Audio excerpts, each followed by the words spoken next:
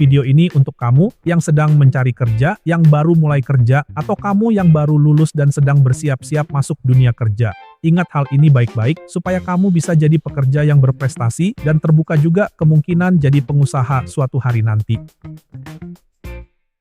Kerja baru 3 bulan tapi sudah mulai merasa capek, nggak semangat, rasanya pengen resign, lingkungannya nggak sehat, atasannya nggak ngerti, sistemnya berantakan, dan kamu mulai berpikir kayaknya tempat ini bukan buat gua. Kalau kamu sedang merasa seperti itu, coba tahan sebentar, jangan buru-buru ambil kesimpulan, karena bisa jadi kamu sedang keracunan dalam 2 pola pikir yang diam-diam sering bikin karir orang berhenti, bahkan sebelum benar-benar dimulai. Bukan karena kamu nggak bisa, tapi karena cara pandangmu yang keliru sejak awal. Racun mental pertama, schoolboy mentality. Kita tumbuh dengan mentalitas ini tanpa sadar.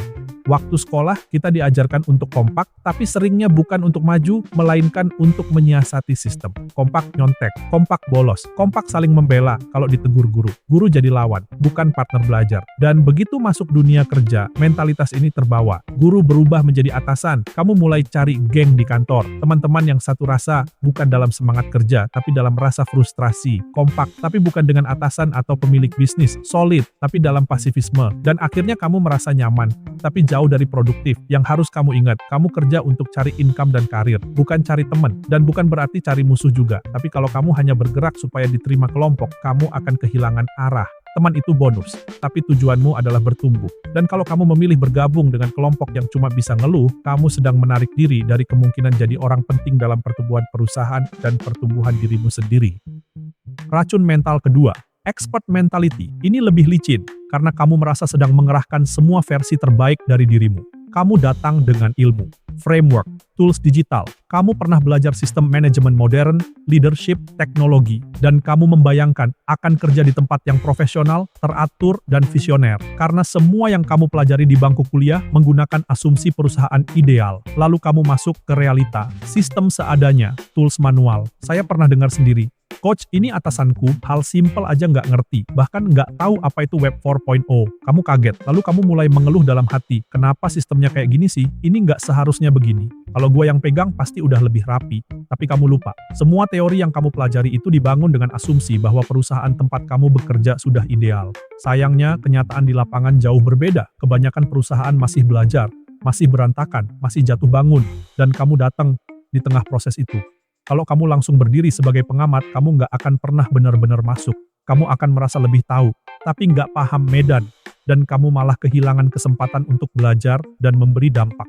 Sekarang coba lihat dari sisi pemilik bisnis. Mereka yang kamu anggap nggak tahu apa-apa, seringkali adalah orang yang sudah berjuang puluhan tahun membangun bisnis dari bawah, tanpa investor, tanpa mentor, tanpa teknologi, dan hari ini mereka masih harus mikirin hal yang nggak kamu lihat, bayar gaji, jaga cash flow, hadapi pelanggan, redam konflik internal, lawan kompetitor. Buat mereka, idealisme itu mewah, karena kenyataan di lapangan, bisnis nggak butuh yang sempurna, tapi yang jalan. Dan kalau kamu datang ke dalam sistem yang belum rapi, lalu langsung membandingkannya dengan teori yang kamu pelajari, kamu sedang melihat dari luar, tanpa ikut menanggung beban di dalamnya. Kalau kamu belum pernah pusing mikirin bagaimana caranya gaji cair minggu depan, atau bagaimana rasanya ambil keputusan di tengah krisis, jangan buru-buru menilai orang yang kamu anggap kurang canggih. Mereka mungkin memang tidak tahu Web 4.0, tapi mereka tahu cara bertahan. Dan sebagai karyawan, kalau kamu ingin bertumbuh, belajarlah dari realita, masuk ke dalam sistem, pahami kenapa keadaannya seperti itu. Lalu, kalau kamu memang punya nilai tambah, bantu dari dalam. Jangan cuma berdiri di pinggir sambil menyalahkan sistem yang belum sempat diperbaiki. Karir yang tumbuh bukan dibangun dari teori, tapi dari kontribusi yang relevan terhadap kondisi nyata. Jadi kalau kamu baru mulai kerja dan sudah merasa kecewa, tanya ulang ke dirimu sendiri, apakah kamu kecewa karena tempat ini salah, atau karena kamu datang dengan ekspektasi sempurna ke dunia yang memang belum sempurna? Ingat, kamu kerja untuk cari income dan karir. Kalau dapat lingkungan yang sehat, itu bonus. Tapi jangan sampai kamu kehilangan arah hanya karena terlalu sibuk cari pembelaan atau terlalu cepat menilai orang lain nggak layak. Yang bertahan dan bertumbuh di dunia kerja, bukan yang paling vokal, bukan yang paling pintar secara teori, tapi yang paling punya clarity, dan siap menghadapi realita, bukan hanya rencana. Dan satu lagi, ada racun ketiga, lebih tenang, lebih diam, tapi justru paling sering jadi penghambat dari dalam. Kalau kamu ingin tahu, tulis aja, mau, di komentar. Kalau cukup banyak yang minta, kita lanjut di bagian berikutnya.